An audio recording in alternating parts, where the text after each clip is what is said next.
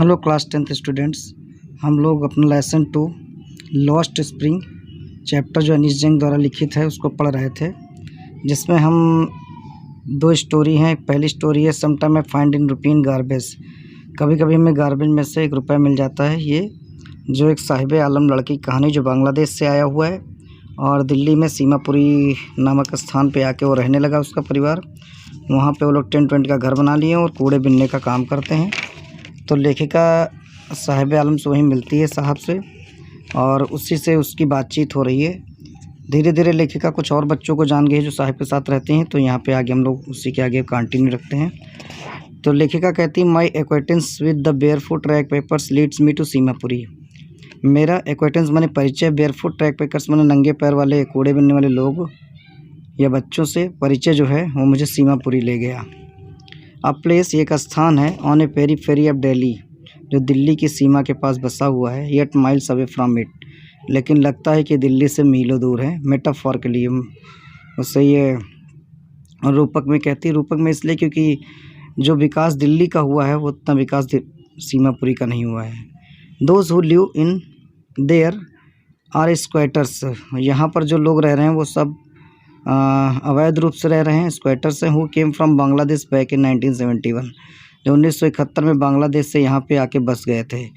1971 में क्यों? ऐसा कारण था ये कि बांग्लादेश को उस समय पाकिस्तान से, पश्चिमी पाकिस्तान से आज़ादी मिली थी, आपको मालूम है, और उस समय लड़ाई हुई थी। तो बांग्लादेश से बहुत से लोग भाग करके इंडिया में, दिल्ली में आके रहने लगे थे। Saheb's family is among them, Saheb का परिवार उसी में से एक है।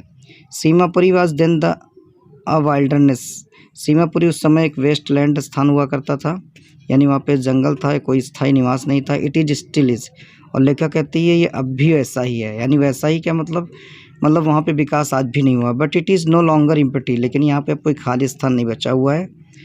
इन स्ट्रक्चर ऑफ मड, यहाँ पर मिट्टी के बने हुए घर हैं। With roof of tin and tarpaulin, जहाँ पे टीन के और तिरपाल के बनी हुई छतें हैं।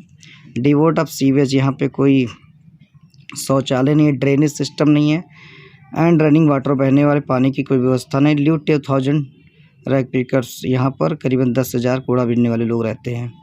They have lived here for more than 30 years without any identity, ये वहाँ पर अब से 30 साल तक बगैर किसी पहचान के रहे हैं। विदाउट परमिट्स, ना कोई परमिशन के। विथ राशन कार्ड, लेकिन इनका अपना राशन कार्ड है। That they get their names in voter list, इसीलिए इनका नाम वोटर लिस्ट में भी आ गया है। And enable they to buy grain, और इसी कारण वो लोग अनाज खरीद पाते हैं। Food is more important for survival than an identity, भोजन उनके लिए ज़्यादा महत्वपूर्ण है बजाय कि उनकी पहचान के। If at the end of the day we can feed our families, ये इन्वर्टेड कॉमा दिए, किसी की स्पीच है। तो यहाँ पे कोई कह रहा है if at the end of day we can feed our families and go to without any itching stomach, we would rather live here than in the fields than give to grain, say a group of women in tattered sarees, फटी हुई साड़ियों group में महिलाएं कहती हैं कि यदि दिन के अंत में हमारे परिवारों को बगैर पेट दर्द के, यानी बगैर भूखे पेट के खाना मिल जाता है, we would rather live here, तो हम यहाँ रहना पसंद करेंगे, देन द फील्ड्स, बजाय उन खेतों या मैदानों में, देन गेव नो ग्रेन, जो हमें अनाज का दाना नहीं देते हैं। यानी ये बांग्लादेश के बारे में कह रही हैं। व्हेन आई आस्क देम, जब मैंने ये चीज़ पूछी थी, why they left beautiful land of green fields and reverse, जब उन महिलाओं से मैंने पूछा था कि उन्होंने बांग्लादेश के उस हरे भरे हुए घास के मैदान, नदियों को छोड़ दिया, तो वो ऊपर जवाब देती हैं। Wherever they find food, जहाँ भी उनको भोजन मिलता है, दे पिच दियर टेंट्स, वे अपने तंबू गाड़ लेते हैं। दैट बिकम ट्रांजिट होम्स, और इसमें उनका अस्थायी, ट्रांजिट माने टेम्परेरी स्थान, घर, रहने का घर बन जाता है। Children grow up in them, बच्चे उन्हीं में बड़े होते हैं। बिकमिंग पार्टनर्स इन सर्वाइवल, और वो उन्हीं के सर्वाइव का हिस्सा बन जाते हैं। And survival in Seemapuri means rag packing, और सीमापुरी में सर्वाइव करने का मतलब है, जीवित रहने का मतलब वहाँ रैग पैकिंग आपको करनी पड़ेगी, कूड़ा बीनना पड़ेगा। Through the years it has acquired to properties of fine art, और कई सालों से ये कार्य करते करते ये उनके लिए एक फाइन आर्ट्स बन गया है, कला का काम बन गया है, यानी वो इसमें निपुण हो गए हैं। Garbage is them is gold, उनके लिए कूड़ा करकट सोने जैसा है। It is their daily bread, उनकी डेली ब्रेड के समान है।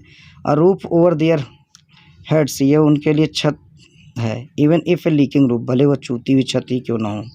But for a child it is even more, लेकिन बच्चों के लिए कहीं कुछ ज़्यादा ही है। आई समटाइम फाइंड्स अ रुपी, हम कभी कभी 1 रुपये पा लेते हैं। इवन 10 रुपी नोट, कभी कभी 10 रुपये का नोट भी मिल जाता है। साहिब से, साहिब कहता है, हिज आइज लाइटनिंग, उसकी आंखों में चमक आ जाती है। When you find a silver coin in the heap of garbage, जब आप कोई चांदी का सिक्का कूड़े करकट से पा लेते हैं, you do not stop scrounging, तो आप ढूंढना बंद नहीं करते हैं। For there is hope of finding more, क्योंकि एक आशा रहती है कि हम और कहीं ज़्यादा कुछ पा लें।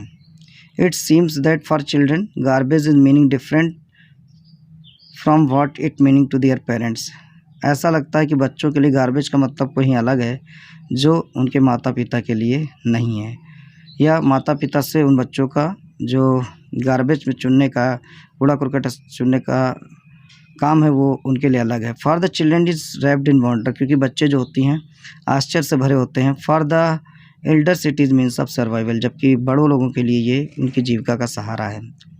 वन विंटर मॉर्निंग, एक जाड़े की सुबह, I see Saheb standing by fenced gate, मैंने साहिब को एक 4 दीवारी वाले गेट के पास देखा। आप नेबरहुड क्लब, जो पड़ोस के क्लब के पास था। Watching 2 young man dressed in white, वो 2 व्यक्तियों को देख रहा था जो सफ़ेद कपड़े पहने हुए थे, प्लेइंग टेनिस, और टेनिस खेल रहे थे। आई लाइक द गेम, मुझे गेम पसंद है। ही हम्स, उसने कहा। Content to watch it standing behind the fence, content माने संतुष्टि, उसे इस गेम को 4 दीवारी के पीछे से देख करके संतुष्टि मिलती थी। आई गो इनसाइड, मैं अंदर की ओर जाता हूँ। When no one is around, जब वहाँ कोई नहीं होता। ही एडमिट्स, वो स्वीकार करता है। The gate keeper lets me use the swing, gate keeper मुझे झूला झूलने देता है। Saheb too is wearing tennis shoes, साहब भी टेनिस शूज पहने हुए। That look strange over his discoloured shirt and shorts, जो उसकी पैंट और शर्ट से बिल्कुल मैच नहीं करता, यह विचित्र लगता है। Someone gave them to me, किसी ने मुझे ये दिया है। ही सेज, वो कहता है, in the manner of an explanation, विस्तार से बताने के तरीके से। The fact they are discarded shoes, तथ्य ये था कि वो त्यागे हुए जूते थे ऑफ सम रिच बॉय, किसी अमीर लड़के के। Who perhaps refuse to wear them, शायद उस बच्चे ने उनको पहनने से मना कर दिया था। Because of hole in one in them, क्योंकि उस जूते में एक होल था, छेद था। डज नॉट बोदर हिम, लेकिन वो इससे परेशान नहीं था। For one who has walked barefoot, क्योंकि वह व्यक्ति जो नंगे पैर चलता हो, even shoes with a hole in a dream come true, चाहे उसमें छेद ही क्यों ना हो जूते में, उसके लिए सपने सच होना जैसा था।